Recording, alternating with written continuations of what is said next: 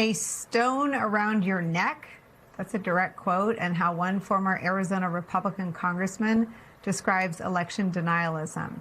Former Congressman Matt Salmon told Politico that even though election deniers won 3 significant Republican primaries in the state of Arizona last night, come November's general election, that specific position may cost them. From Politico's report, quote, running as an election denier has not been a successful strategy for the Arizona GOP once November rolls around. In 2022, Arizona Republicans nominated hardline election deniers up and down the ballot. Kari Lake for governor, Blake Masters for U.S. Senate, and Mark Fincham for Secretary of State, and saw losses in each race, even as Republicans nationally enjoyed an otherwise strong year. And in 2024, Kari Lake lost again, this time for U.S. Senate, even as Donald Trump won the state by more than 5 percentage points. Michelle and John are still here. I mean, Heilemann, this is, I guess, the point. And I think you're right. These aren't good faith actions that we should cover as, oh, who done it? Why gut Sissa? I mean, he's gutting it so that he can cheat, right? Like, he's doing it all in public. At some point, we should take it as seriously as he seems to. There are no actions that point to anything else. But on the political loserdom, I feel like there isn't anyone around him to deliver that message anymore. That if you're going to steal the midterms, stop doing it in prime time. Like, this sucks as a political issue. People hate it, and they hate it when you talk about being such a sore loser. Yeah, I mean, you know, we're a long way away from the there's going to be so much winning, you're going to get sick of winning, Nicole. You know, I mean, all Donald Trump does now is talk about how much is talk about losing. Yes, I mean, I think to slightly just expand that point, you know, one of the things that we talk a lot about on this show and in other places is the extent to which what's different between Trump 2.0 and Trump 1.0 is that the guardrails have been removed. We talk about that in the context of governance, right? Where the handful of people either in the White House or Republicans in the Senate who would stop Trump from doing things that were unconstitutional, that were illegal, that were immoral, that were shattering of democratic norms. Those people are all gone. He built this administration around him filled with enablers. We talk about this all the time.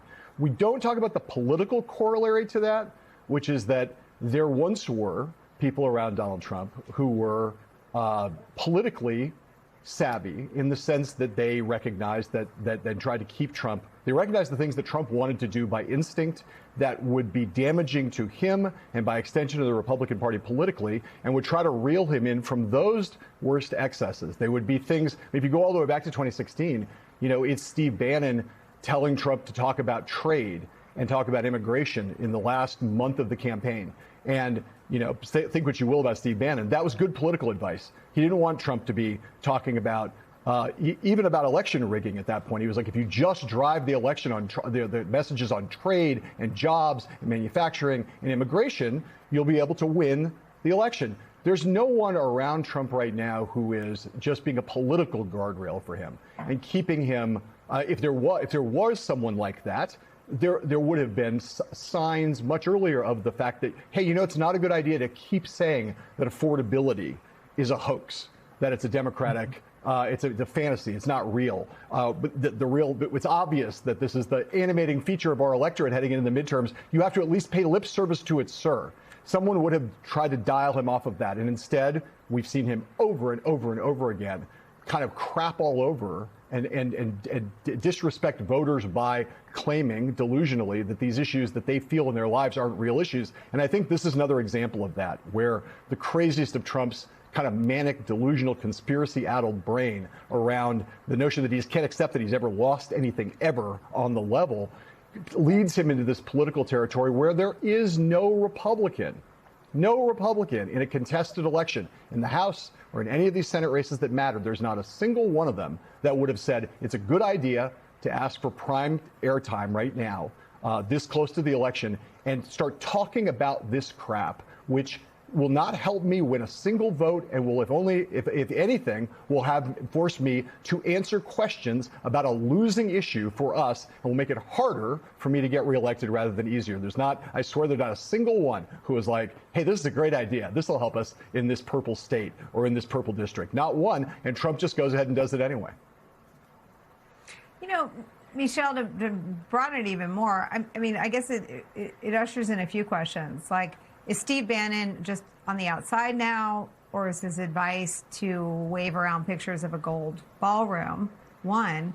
But two, did Donald Trump ever care about the kinds of issues that propelled him to the White House twice?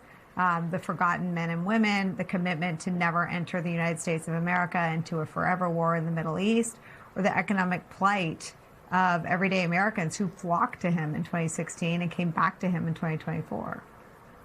Well, let's address the second question, because it's interesting how we have all covered politicians who will say what they need to say to do what they need to do. They will make opportunistic statements to get in office, and Donald Trump is no different. But one of the things that I think will forever be a curiosity and a conundrum is how he took a party and just destroyed it from the inside. He is the political equivalent of a bunker bomb for the Republican Party, and how they allowed him to do it. And I don't know if Steve Bannon is still whispering in his ear or is being heard if he is whispering in his ear, but Donald Trump probably doesn't care. And what you see with his focus, constantly looking over his shoulder at the 2020 election and trying to peddle a lie that the 2020 election was rife with fraud, that it was stolen. I think most Americans, the polls show this, believe that there's just no truth to that. And yet he still is like driving a freight train down the road, but instead of looking forward, always looking over his shoulder at this 2020 issue that he can't let go of.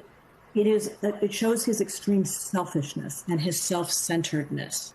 And that has always been a feature of his life, going back to his time as a businessman in New York. But it is so clear now. And in his last years in office, you would think that someone in the Republican Party, or at least some small faction in the Republican Party, would start to look at life after Donald Trump and start to think about what the party needs to do to have some, measure of credibility. Forget about election credibility. I'm talking about political credibility with their voters. In a MAGA world that will be very different with Donald Trump at the top. And there's no one that seems to be able to penetrate his total self-absorption with this one issue, which the American public just does not care about.